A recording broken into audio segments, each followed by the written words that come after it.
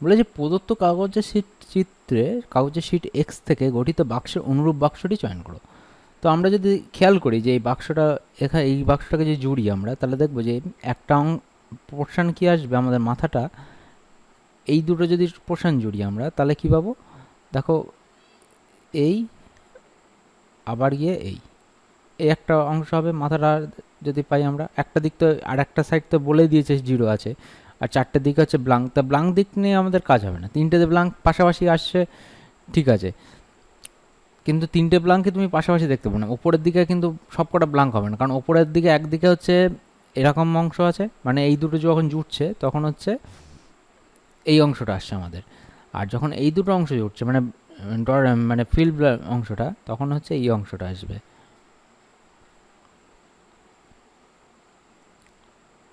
তো এই ক্ষেত্রে আমরা পাবো হচ্ছে এই অংশটা, ঠিক আছে। আবার নিচের অংশটাতে এটা আছে, আর তিন দিকে দেখো তিনটে ব্লাঙ্ক আছে। তাহলে আমরা যদি এখন এটাকে ছবি আকারে এঁকে ফেলি আমরা পাশে, এটা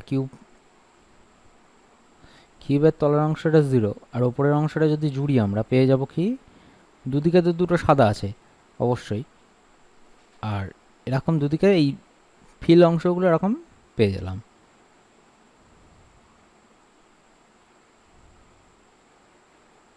ঠিক আছে। এরকম ফিল অংশ আমরা পেয়ে যাব।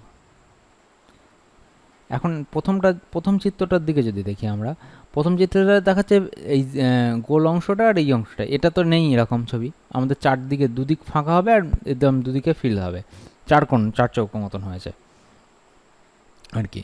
তো সেটা হবে না। আবার তিন দিকে সাদা আমাদের হতেই পারে না পাশাপাশি রাখলে, কারণ একটা উপরের অংশ দেখো হয় 0 আসবে না এরকম অংশ আসবে, একটা হচ্ছে না।